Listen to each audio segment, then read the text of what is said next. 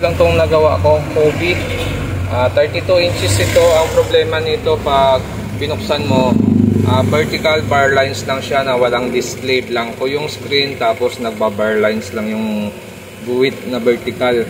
So binuksan natin yung unit. Smart na rin siya. Bali ito yung kanyang main board.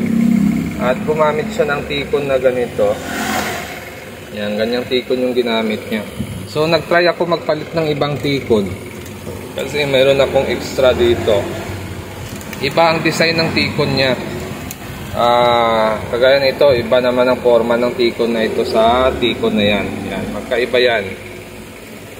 Yan, magkaiba sila. Pero yung gamit na top board, yan, mapapansin mo yung gamit nilang top board ay pari-parehas lang.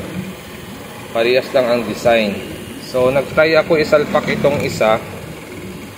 Ganon din, vertical lines pa rin at vertical bar lines pa rin. So, chinik ko yung top board nito. Yan. Makikita natin dito. Meron siyang mga test point dyan na may butas. Yan. Bali, 6, magkadikit-dikit. 2, 4, 6. So, tingnan ko, parang clock signal siya.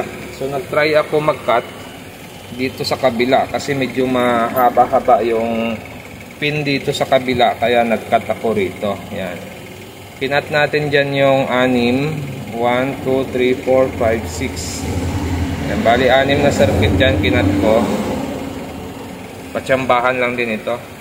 Hindi ko rin naman alam na dyan ang sira. Ano?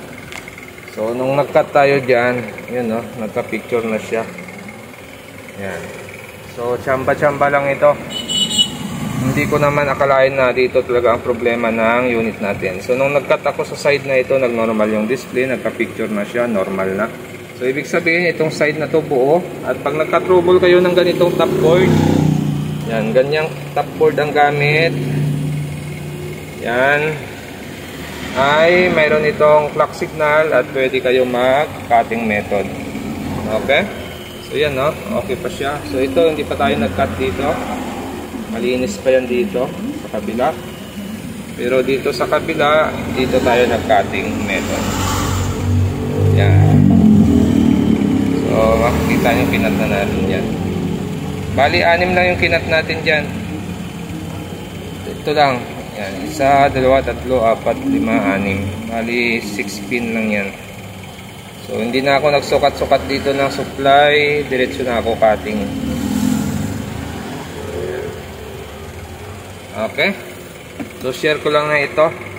Yung kanyang panel pala ay pwedeng magkaroon ng problema sa clock signal niya. Okay. So ano. Okay na. Normal na ito. Pwede na. Pwede na siya.